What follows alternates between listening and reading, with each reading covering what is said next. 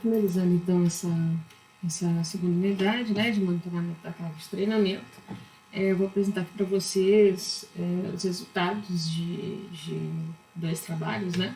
Um primeiro trabalho aqui do Foster, né, sobre monitoramento e treinamento, né, em atletas, né, com relação à síndrome de overtraining, tá?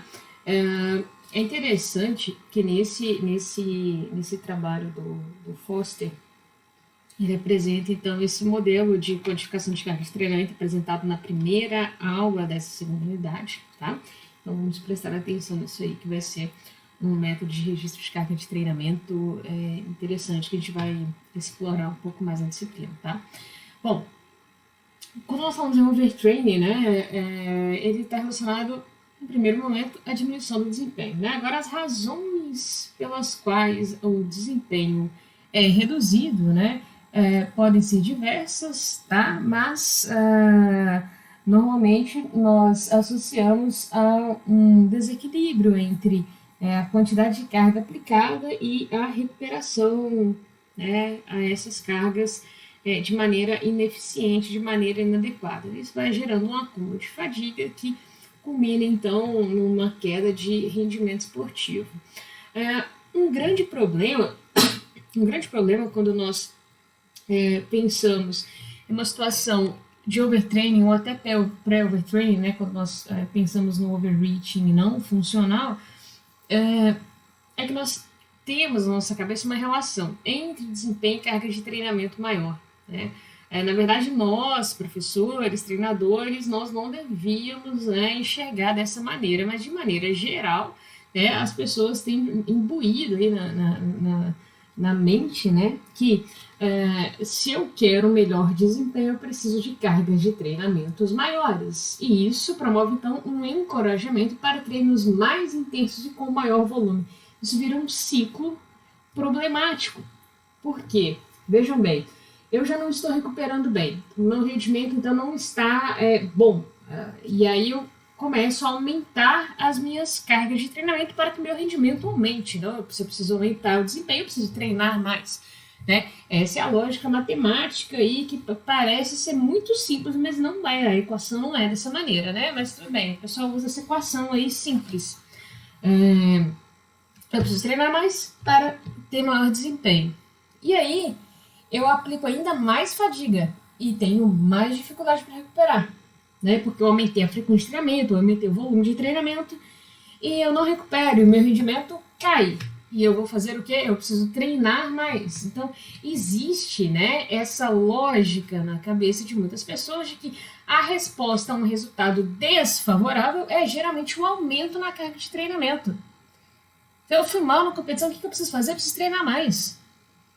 Eu não estou emagrecendo, então eu preciso treinar mais. Né? Eu não estou diminuindo a minha percentual de gordura, eu preciso treinar mais. Né?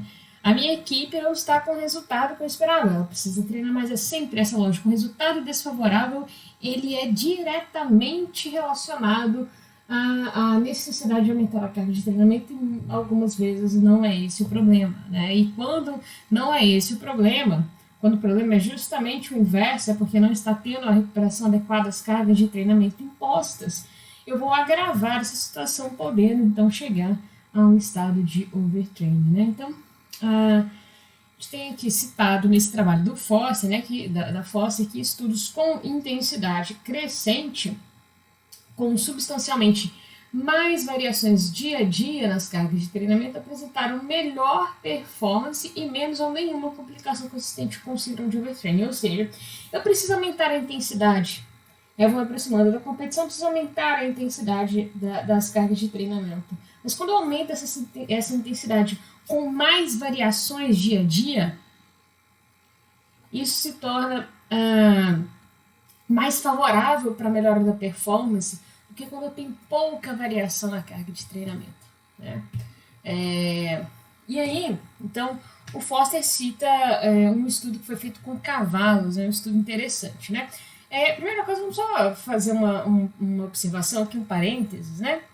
A gente não pode pegar, acho que o comitê de ética nenhum hoje aceitaria pegar dois grupos de indivíduos, né, e induzir esses grupos ao overtraining para depois que eles tivessem, né, para ver então qual tipo de procedimento, né, qual a dinâmica das cargas que favorece o indivíduo a alcançar o overtraining, né? A gente não pode induzir o overtraining a uma pessoa, né? O overtraining já é um estado bastante complexo de sair, né?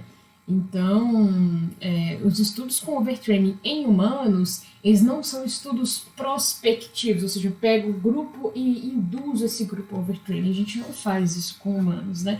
Então, os estudos de overtraining com humanos, eles são retrospectivos, né? Então, a gente identifica atletas na condição, né, de overtraining, na situação de overtraining, e aí, então, nós avaliamos, né, retrospectivamente o que aconteceu no planejamento de treinamento dessa pessoa, em outras condições ali relacionadas à alimentação, descanso e tal, para então identificar as variáveis desejadas ali em investigação, né?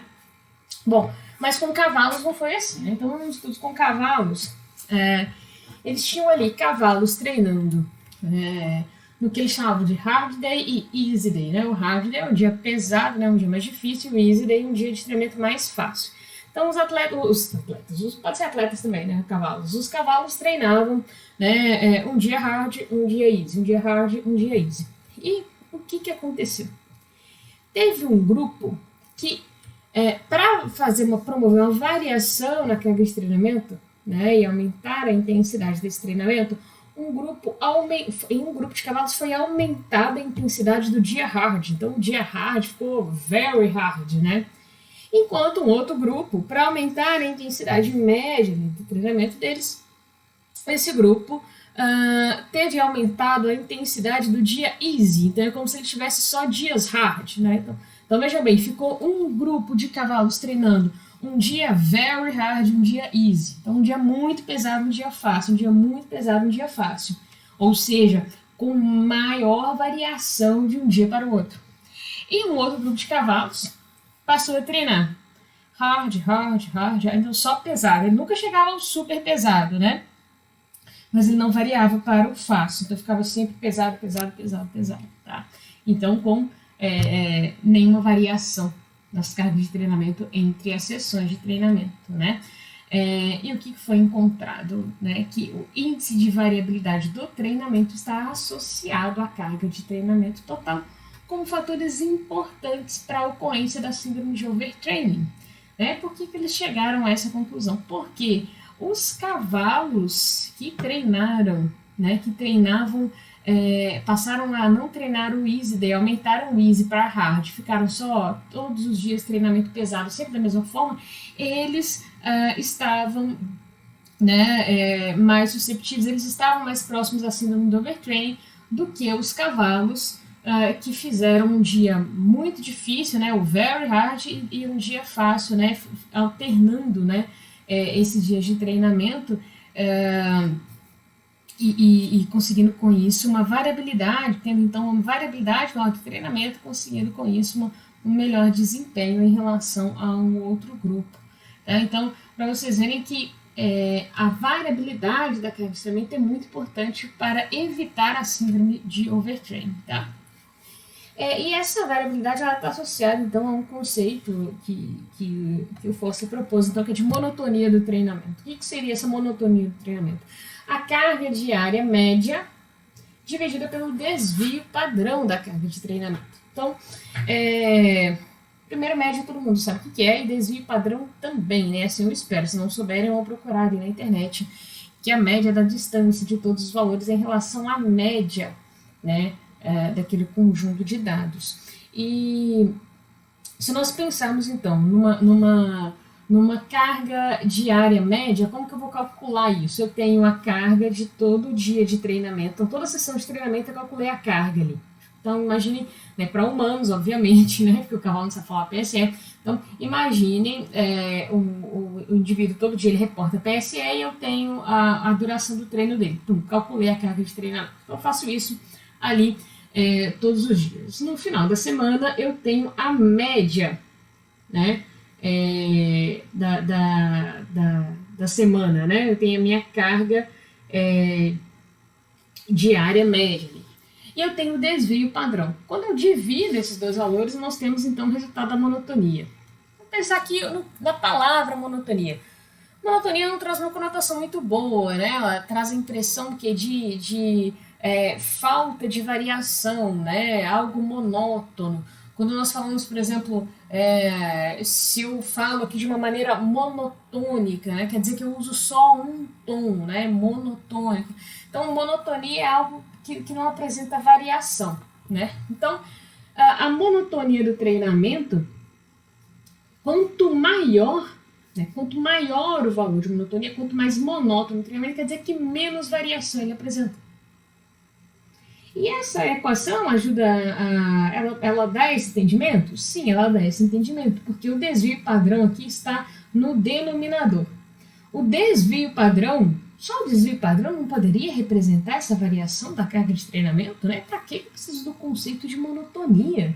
Se eu já tenho desvio padrão, se eu tenho desvio padrão baixo, quer dizer que a carga variou pouco entre os dias. Se eu tenho desvio padrão alto, quer dizer que a carga variou muito entre os dias.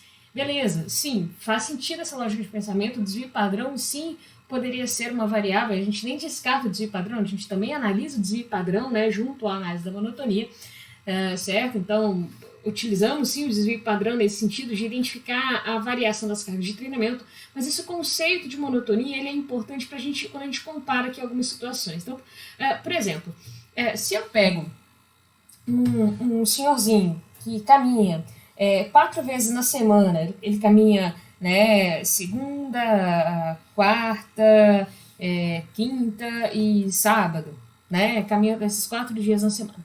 Todos os dias da semana que ele caminha 40 minutos no mesmo percurso.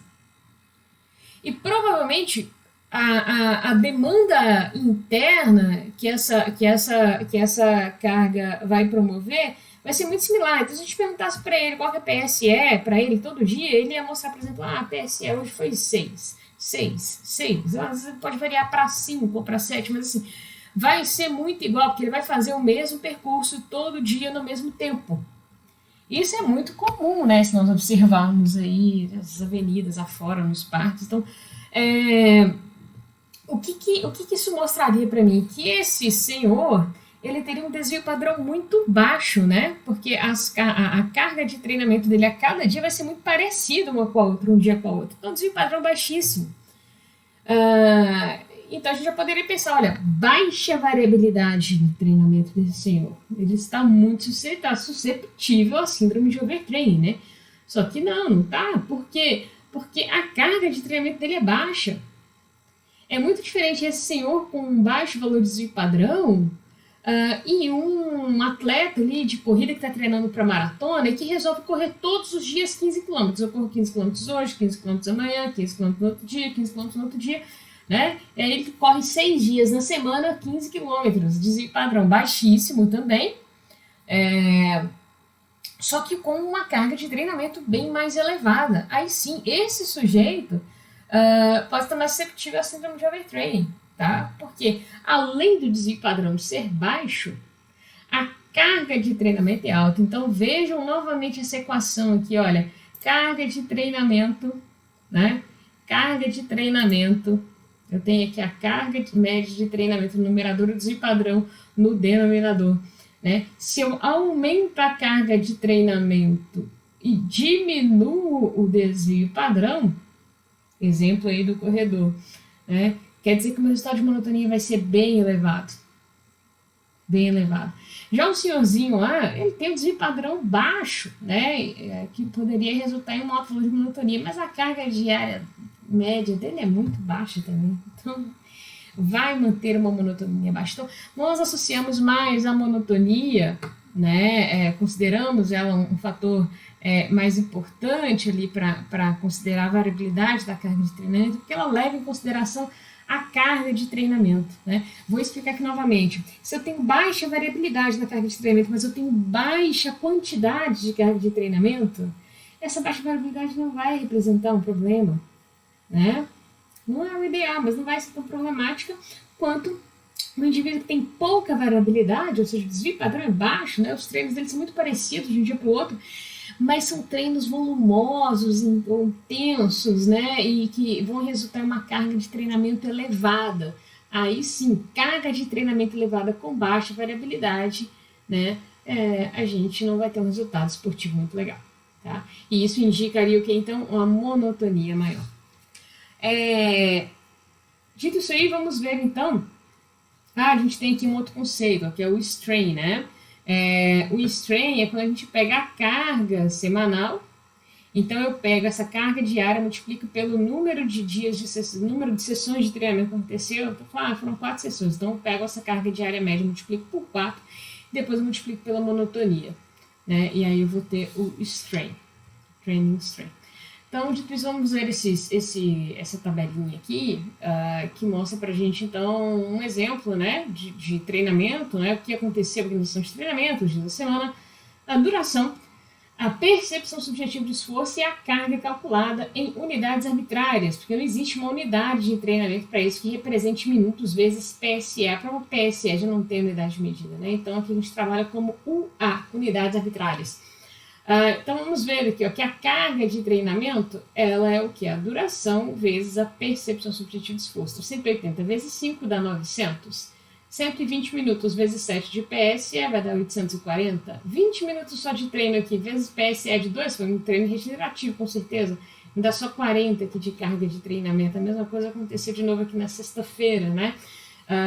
Então nós teríamos aqui até o sábado, né, as 7 sessões de treinamento, sendo que houveram 2 dias de regenerativo, né? Agora eu tenho aqui esse 532, é a minha carga média diária. É esse valor que eu vou usar lá para calcular a monotonia. Como que nós chegamos nesse valor de 532? Somem tudo e dividam por 7, né, que foram o número de sessões. Então, nós vamos chegar a 532. Aqui nós temos o valor do desvio padrão, né? 367 foi o desvio padrão e 532 dividido por 367 vai dar 1,44, que é a monotonia, ó, que é a carga diária média dividida pelo desvio padrão. Então, monotonia é 1,44. A carga semanal vai ser a carga diária, que média, vezes o número de sessões, vezes 7. Então, nós teríamos aqui 3.725. Essa carga semanal vezes a monotonia, então me dá o strain, né? E aí o strain ele vai levar em consideração, então, a monotonia e a quantidade de carga de treinamento que foi realizada. Até então, esse trabalho do Foster, né, que eu estou apresentando, a gente não entrou nos resultados dele mesmo, né? Então, aqui, a partir, né, de agora, nós vamos ver alguns resultados. Primeiro, ele apresenta aqui um gráfico de frequência cardíaca que foi mensurada, né, em um dos atletas, que é uma das maneiras de desquantificar a carga de treinamento usando a frequência cardíaca, né, que seria o TRIB, que eu já comentei com vocês. Mas, ele utilizou um método que foi apresentado no slide anterior, né, do Foster mesmo, desse mesmo autor. Por quê? Porque ele já foi identificado, em função dos artigos da disciplina também, que existe uma correlação significativa, uma correlação alta entre o método usando a PSE e os métodos usando os valores de frequência cardíaca para calcular a carga de treinamento. Isso não quer dizer que eu posso simplesmente substituir um pelo outro. Um dia eu uso um, outro dia eu uso o outro, comparo os dois. Não posso fazer isso. Né? O que quer dizer é que se eu tenho maiores cargas de treinamento mensurados em um, o outro também vai acabar mostrando cargas de treinamento mais elevadas também. Tá? Então, isso mostra, de certa forma, com esses valores de correlação aqui de 0,75 a 0,90, que eu posso usar qualquer um desses dois métodos que eles estão associados. Né? E aí vamos para os resultados, então, continuando com os resultados do Foster. Ele acompanhou um grupo de atletas, né, fazendo a medida da carga de treinamento e analisou os eventos aí de lesão ou de doença que aconteceu nesses atletas. E o que ele observou? Né? Ele observou, aqui nós temos aqui o percentual de eventos, né, de lesões e doenças que são explicadas por treinamentos mais pesados. Né? Então, nós temos aqui em cada barra diferentes variáveis lá que ele calcula. Então, aqui nós temos a carga de treinamento média, aqui nós temos a monotonia e aqui o strain. Então, a gente vê que um percentual maior de lesão foi explicado aqui pelo strain, pela monotonia e pela carga diária média. E aqui nós temos o percentual, né, de treinamento que aconteceu acima do limiar estabelecido para essas variáveis, as que não resultaram em lesão. Então, a gente vê que nem sempre um pico de strain, ou de monotonia, ou de carga média semanal vai resultar em uma lesão, tá? Mas a gente vê que um alto percentual de lesão está associado a picos, né, ou de carga média, ou de monotonia, ou de strain. E esses gráficos aqui nos ajudam a ver um pouco melhor essa questão. Cada barrinha preta dessa aqui, tá? Cada bloquinho preto, na verdade, né, representa um evento aqui, uma doença ou alguma lesão que foi reportada, né? Então, pegando o exemplo de um atleta. Então, vocês vão ver que é sempre da mesma pessoa, porque acontece sempre no mesmo momento, tá? Esses 3 eventos aqui que podem ser doença ou lesão. Nesse gráfico aqui da esquerda e do alto, nós temos a carga semanal. Então, aqui essa linha representa a variação da carga semanal. Aqui à direita nós temos o strain, então a variação do strain, e aqui embaixo a variação da monotonia, tá bom? O que ele quer mostrar aqui? Que esses eventos aqui de lesão ou doença, eles aconteceram até 10 dias após o pico de uma dessas variáveis. Então, aqui a gente teve um pico de monotonia um pouco antes desse evento. Aqui, de novo, outro pico de monotonia um pouco antes desse evento, né? Para esse evento não teve um pico de monotonia, não, mas teve um pico de carga semanal média, né? E para esse primeiro aqui, a gente observou um pico de carga semanal, um pico de monotonia e também um pico de strain, né? Então, a ideia foi mostrar o quanto esses eventos, né, negativos eles podem estar associados a essas variáveis da carga de treinamento, né? Bom, do trabalho do Foster, isso era as questões mais importantes que eu queria reportar para vocês. E aqui tem um outro trabalho que eu queria reportar para vocês aqui também de uma maneira sucinta, né? Os resultados, tá? Só para vocês verem um modelo de aplicação de ferramentas de carga interna e carga externa, né? Então, tem um artigo aqui de monitoramento da carga, recuperação e performance em atletas jovens de futebol de elite, né? Nós temos que relembrar aqui, reforçar que a gente está falando então agora de uma modalidade coletiva, né? Onde o monitoramento do estado de fadiga e recuperação é mais complexo, o monitoramento da carga aguda é um pouco mais complexo também, né, tornando mais difícil esse processo de controle de carga. Tá? Então, quando nós pensamos em monitorar a carga de treinamento, né, e estabelecer ali essa relação dose-resposta entre estímulo, né, fadiga e recuperação, quando nós falamos em esportes individuais, né, nós temos normalmente uma relação direta, tá, entre a aplicação do estímulo, né, e a adaptação ali após o processo de recuperação. Agora, em esportes coletivos, né? Em esportes coletivos, como que a gente consegue estabelecer essa relação dose-resposta? Como a gente consegue mensurar isso aí? Né? Como nós já falamos, é bastante difícil, mas a gente precisa explorar ferramentas de carga interna e ferramentas de carga externa, sendo que para esportes coletivos, então, como já apresentado antes, também as ferramentas de carga externa são as mais comuns, né? Principalmente o GPS, né? Porque é muito mais prático em esportes coletivos. Então, a gente normalmente usa GPS para monitorar a carga externa de treinamento em esportes coletivos, tá? E o que nós buscamos, né, ao aplicar uma carga de treinamento? Na imensa maioria das vezes, nós procuramos obter, então, a supercompensação, né? Então, a carga de treinamento ela deve ser combinada com tempo de recuperação suficiente para aumentar o rendimento. E qual é esse tempo de recuperação suficiente, né? Como avaliar isso? Então, nós deveríamos buscar meios de avaliar o estado de recuperação do atleta, o estado de fadiga e recuperação. tá? E aí vocês vão ver que a gente já vai caminhando aqui para um trabalho que, de certa forma, relaciona-se lá ao conceito de controle operacional, né? Então, o foco do treinamento ele não deve ser só na carga, ele também deve ser na recuperação, né? E no estabelecimento do tempo ideal de recuperação para a aplicação de uma nova carga de treinamento. Nesse trabalho, os autores acompanharam por algumas semanas, né? Cada número desse, que é o número de uma semana do ano, né? Então a gente vê que janeiro que começa do 1 de novo.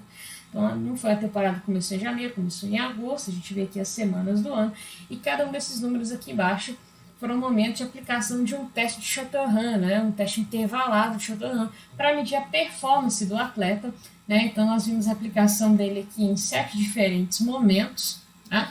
E a intenção dos autores foi propor ter intervalos grandes de monitoramento, mas que pode ser que ele não acompanhe as mudanças de performance ao longo da temporada. Quando a gente aplica um intervalo muito longo, né, pode ser que não acompanhe as mudanças de performance ao longo da temporada. Então, os autores propuseram aqui a aplicação de uma frequência um pouco maior, né? Então, são intervalos até relativamente longos se a gente pensar em termos da proposta do que é o controle operacional, mas não tão longos quanto o que é aplicado normalmente, né? A cada 3 meses, a cada 4 meses só que reavalia. Aqui, praticamente, a cada 4 semanas tem-se um novo teste, tá? O teste, então, escolhido foi um teste de campo, né? Que é esse teste Schotter-Run.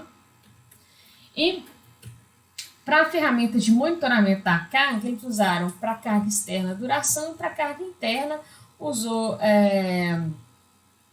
o método de Foster, se não me engano. Então, eles colocaram aqui o problema com o uso da frequência cardíaca em esportes coletivos, que geralmente subestima a carga em atividades intermitentes, né? Porque normalmente esportes coletivos dependem muito de ações intermitentes. Não é muito prático, a gente precisa pegar esses dados, baixar para o software para analisar quanto tempo o indivíduo ficou em cada zona de frequência cardíaca, multiplicar pelo peso daquela zona para então usar isso na equação, né? E em função dessa complexidade, né, desse problema de subestimar as cargas, os autores utilizaram então o método Foster, né, que é esse de PSE vezes duração, para cálculo da carga, para quantificação da carga de treinamento. E além do teste Schotter-Run, eles ainda aplicaram essa escala de recuperação total, Total Quality of Recovery, né? Essa escala, ela foi criada para ser uma escala relacionada à escala de percepção subjetiva de esforço. Então, vocês veem aqui à esquerda a escala de PSE, né, original, 6 a 20, e a escala de recuperação, que também vai de 6 a 20, sendo que quanto menor o valor apontado, pior a percepção de recuperação desse indivíduo. E quanto mais próximo de 20, melhor a percepção de recuperação desse indivíduo, né? Então, ele usou essa escala aqui da direita, né? A escala da esquerda ele usou para quantificar a carga de treinamento após a sessão. Então, o cara terminou a sessão, falou a PSE, foi multiplicado pela duração, então calculou a carga quantificou a carga de treinamento daquele dia, né? E já a TQR foi aplicada naquelas semanas que foram delimitadas para os do Schotter-Run também, de aplicação de Schotter-Run, para que os atletas indicassem, então, como que eles se percebem em termos de recuperação, né? Então, essa escala aí de TQR. E eles encontraram, né, o resultado principal que eles encontraram foi que a duração do treino e jogo na semana anterior ao do teste foi fortemente relacionada à capacidade de resistência intervalada, ou seja, ao resultado do teste Schotter-Run. Quando os atletas treinam e jogam mais na semana anterior, o desempenho do Schotter-Run é menor, então, na semana ali subsequente, tá? Já a TQR não foi uma boa preditora de performance. Eles não encontraram uma associação entre o valor de percepção de recuperação indicado pelos atletas com as cargas de treinamento pregressas ali que eles realizaram. Então, essas variações subjetivas, elas não foram boas preditoras da performance, tá?